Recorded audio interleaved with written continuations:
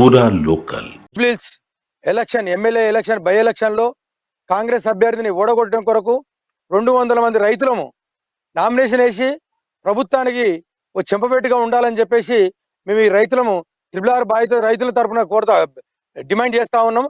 అదేవిధంగా రాష్ట్ర వ్యాప్తంగా సంగారెడ్డి, గజ్వేలు, భువనగిరి, చౌటుప్పల్, ఆమనగల్లు, బాలనగర్, వికారాబాద్ నుంచి కూడా ప్రతి ఒక్క అనేక మంది చాలా మంది ఫోన్ చేస్తా ఉన్నారు. రైతులు ఖచ్చితంగా ఎలక్షన్ నామినేషన్ వేయాలని చెప్తున్నారు. 100 నుంచి 200 మంది రైతులు నామినేషన్ వేస్తాం. ఈ విధంగా ప్రభుత్వం ఈ రీజనల్ రింగ్ రోడ్ పైన స్పష్టమైన హామీ ఇవ్వకుంటే ఆందోళన చేస్తామని చెప్తా ఉన్నాం. ఇప్పటికైనా దిగొచ్చి ప్రభుత్వం హామీ ఇస్తే తప్ప మేము రైతులను ఊరుకునే పరిస్థితి లేదు. ఇప్పుడుగా తప్పుల తడగా ఉంది. ఎవరి ఇష్టానుసారం వారు అలైన్మెంట్ చేసుకుంటా ఉన్నారు. అలైన్మెంట్ పారదర్శకంగా లేదు.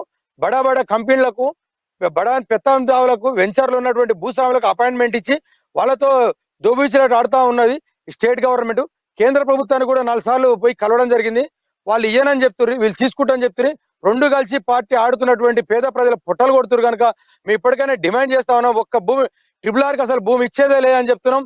ఒకవేళ నిజంగా భూమి కావాలంటే మళ్ళీ రైలు అంటా ఉన్నారు, 50 మీటర్ రైలు అంటా ఉన్నారు. కనుక మేము ఏ జిల్లాలో అయితే భూములు పోతున్నాయో ఆ జిల్లాలో భూమికి భూమి వెసులుబాటు చేయమని చెప్పి డిమాండ్ చేస్తున్నాం.